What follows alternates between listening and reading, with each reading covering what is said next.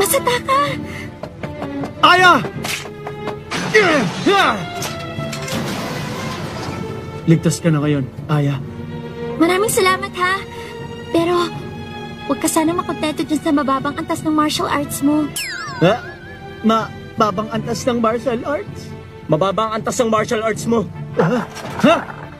Ya! Lagi! Haha! Masyado kang kampante!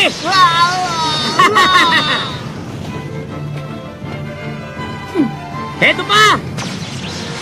Tama na! Tama na! Parang awa niyo na!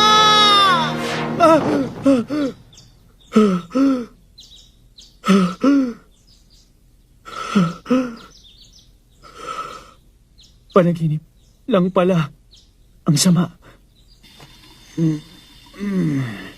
Okay na sana, sablay lang ang ending. Magandang umaga, Takeyanagi. Ang aga mo ah. Ba't siya nandito? Nasa panaginip ko siya. May naman nagpakita siya sa kwarto ko. Kasalukuyang ginaganap ang Golden Week sa Juken Book Club. Sumasailalim kami sa matinding pagsasanay sa loob ng bahay ng mga Natsume.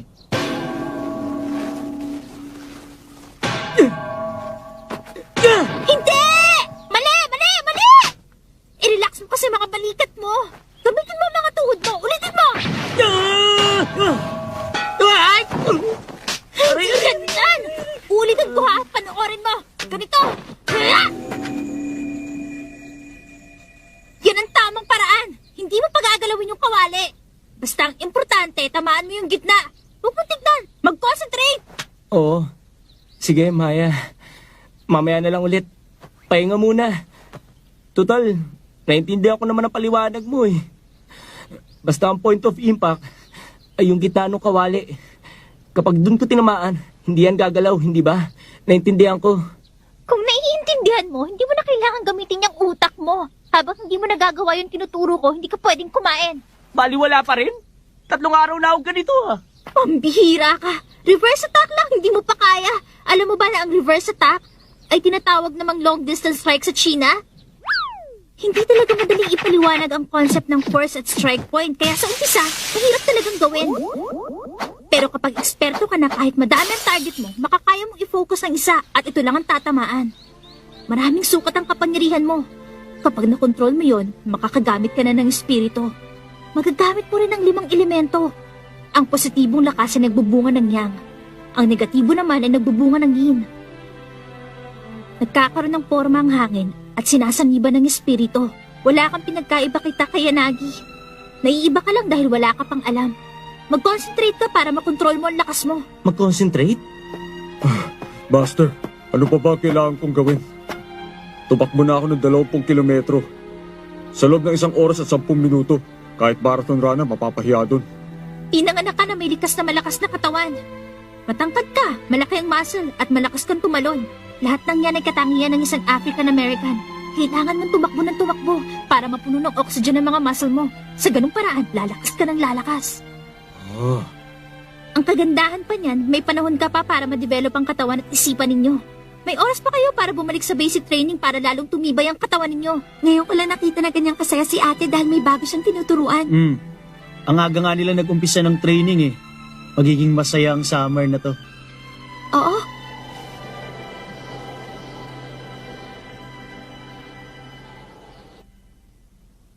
Ano? Natalo nila si Ryusaki? Oo, ni Maya Natsume. Hindi lang yun. Yung 2 freshmen na pina-expel ng presidente, tinanggap niya sa Juken Book Club niya. Kinontra niyang desisyon ng enforcement team. Ang assignment na talunin ng 2 ito. Kung tutusin, dapat napunta sa akin. Mabuti na rin na sumali ang 2 ito sa Juken Book Club. Pagkakataon na rin ito para wasakin ang Juken Book Club na yon. Ikaw ang bahala sa kanila. Para sa ikabubuti na rin yan ng professional wrestling club. Tama lang yan. Para malaman ko na rin kung maaasahan kayo o hindi. Tandaan mo, hindi pwede dito ang mga pumapalpak, ha? Alam ko na yan.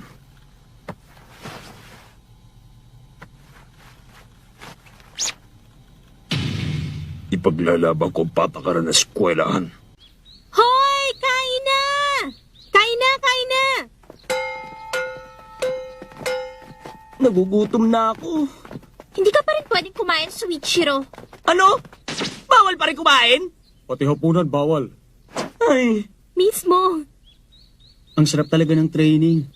Oo nga. May problema ba? Meron ka bang iniisip? Yung enforcement team kasi. Sa palagay ko, hindi nila tayo titigilan. Pero teka, hindi ba pinuruhan na silang dalawa ng isang berdugo? Ano ba Oo kayo? nga. Parang Tinalo sumusuko ko na na nga agad si kayo sa Rizaki training eh. ah. Ha? Tinalo mo na pala siya? Paano kung gumanti yung enforcement team? Kaya nga eh. Aba, napadalaw ka. Anong kailangan mo masataka? Mrs. Suzu, nandyan bang kapatid ko? Anong kailangan mo? Sinabi ko na sa'yo. Gusto ko makausap ang kapatid ko. Ang kapatid mo? Hindi. Hindi makikipagkita sa ang presidente. Siguro naman ay alam mo na kung bakit hindi pwede.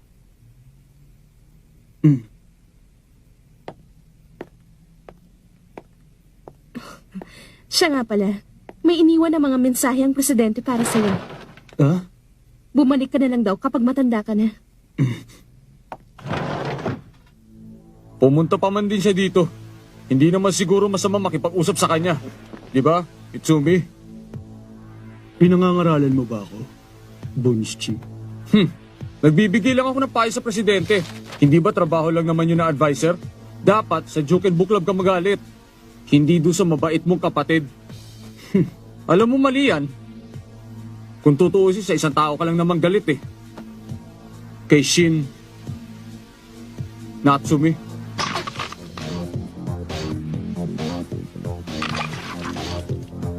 Bonschi. Wag na wag mong mababangkit sa akin ang pangalan na yan. Maliwanag.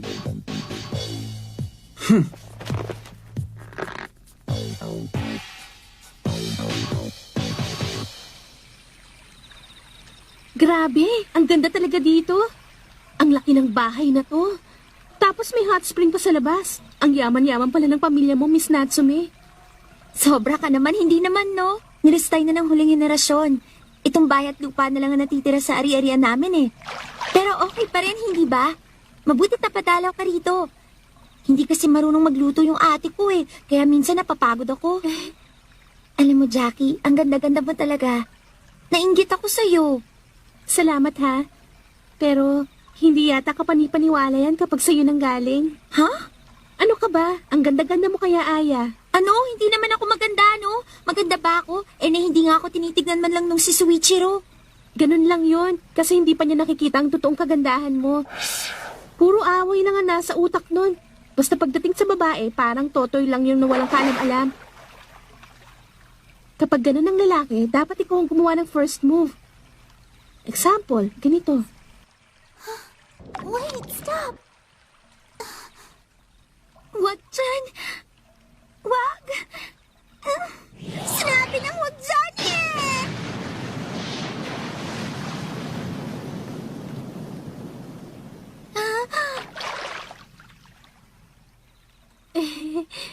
Pasensya ka na, napasobra yata. Ha? Uy, teka, Jackie! Jackie, umahon ka na dyan! ba't ganun?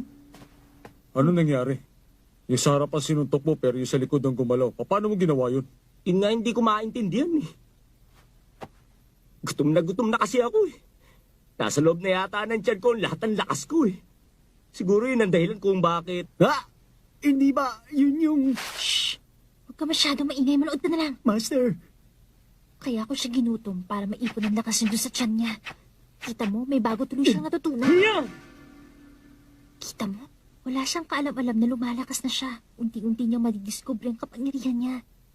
Hindi pa niya alam pero nalampasan na niya ang antas ng reverse attack. Ang galing niya. May potensyal pala talaga ang batang yan. Sa loob ng 3 buwan, magiging mas malakas na siya kesa sa ating lahat. Kailangan ko daw ang gumawa ng first move kay Suichiro.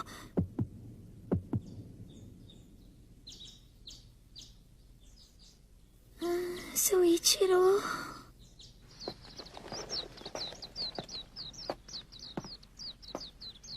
Saang lugar ka ba pumunta, Suichiro? Si ate nawawala din.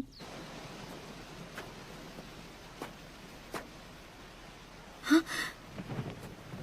Hindi ba kimono ito ni ate?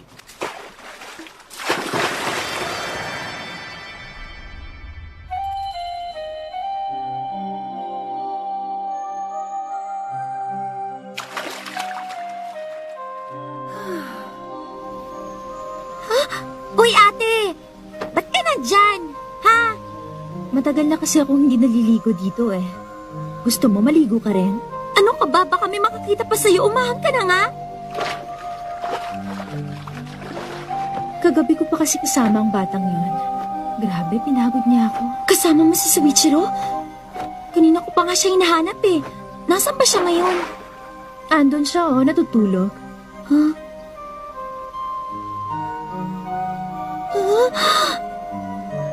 Walang suot? Tapos si ate, pareho sila! Teka, ano ba yung iniisip mo? Ano ka ba? Gamitin mo ang mga mata mo. Hindi na, kahit common sense na lang ang gamitin mo, Aya. Magtiwala ka sa kanya. Masipag at matapat yan. Ha? Ang batang yan. Kung hindi mo lang balak pakasalan ng batang yan, malamang napag-interesan ko rin siya.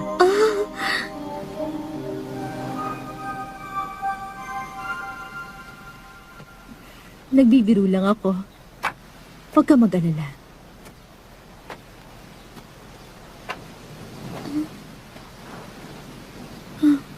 Ate.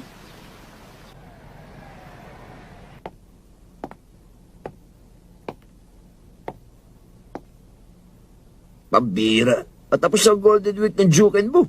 Imbes na pumunta ako doon, nandito ako nakakainis oh.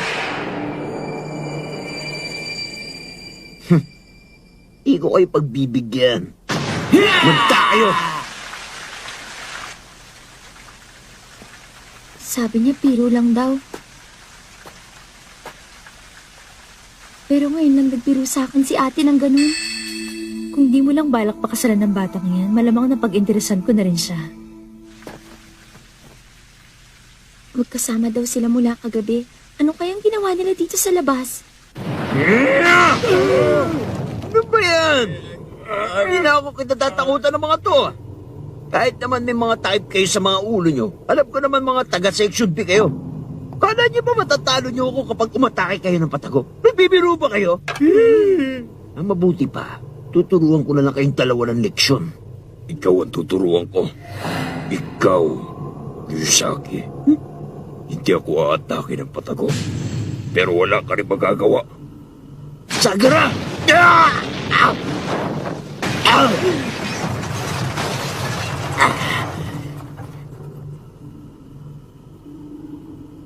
Sa eskwelahang ito, ang mga patakaran ay nasa katauhan ng mga berdugo. Kapag pumapalpak ang mga berdugo, hindi napapatupad ang patakaran. Ang ginawa mo kapalpakan ay malaking kasalanan sa enforcement team. Sagara!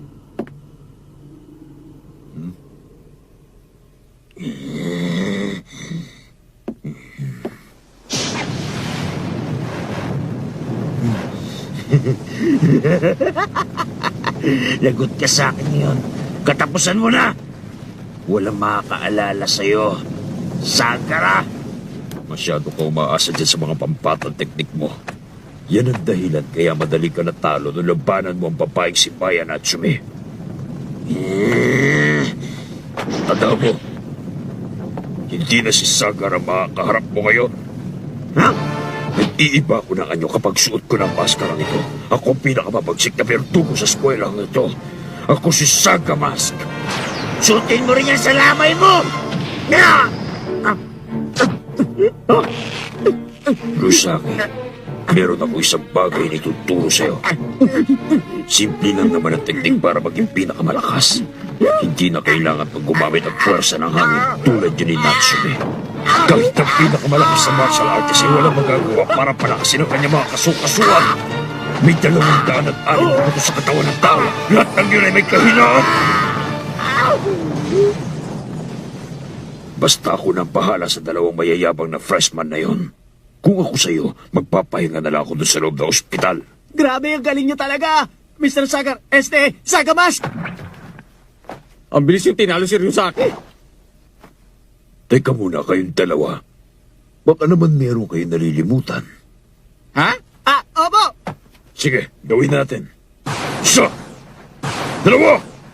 Tatlo! Masyado malambot ang mga boses nyo. Lakasan nyo!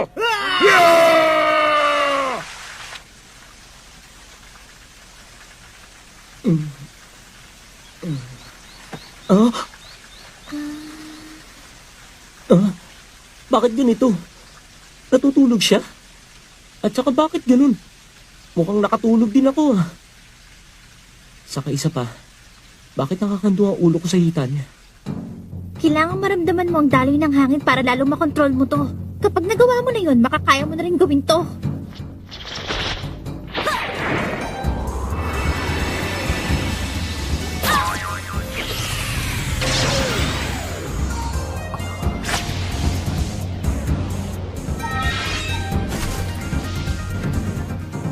Ano kaya mapapala ako kung gagawin kong bata ang katawan ko? Nagbibiro ka ba? Ito ang totoong anyo ko, no? Ah, ganun pala. Para makontrol ko ang puwersa ng hangin sa katawan ko, ginagawa kong bata ang katawan ko. Ha? Bakit? Importante ba yun? Kasali yun sa pagsasanay ko. Nagsasanay ako dahil meron akong kailangan talunin. Si Mitsumi.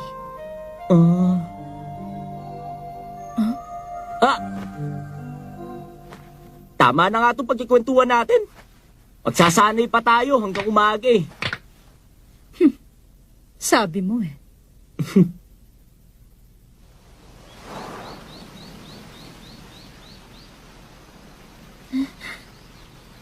Nasaan si Soichiro?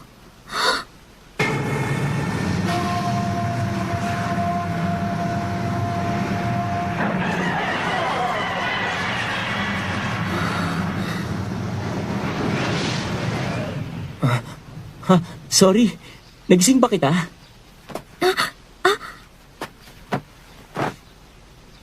Ano yun? Isang ilusyon?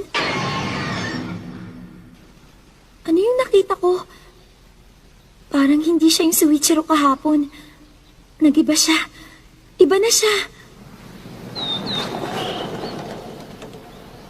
May sinabi nga pala siya sa akin. Yung maliit na babae.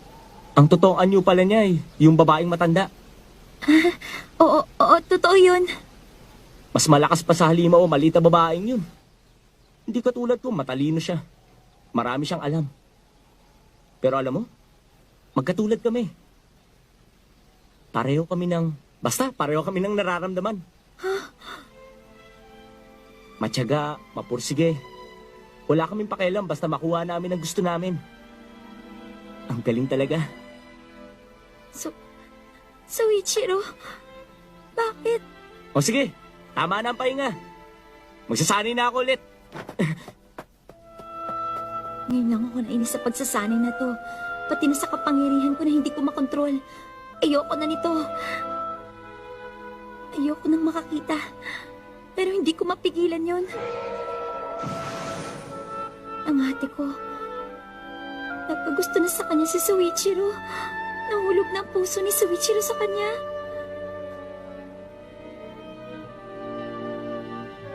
Napakawalang silbi naman ang kapangyarihan ko. Kung pwede, mawala na lang sana to.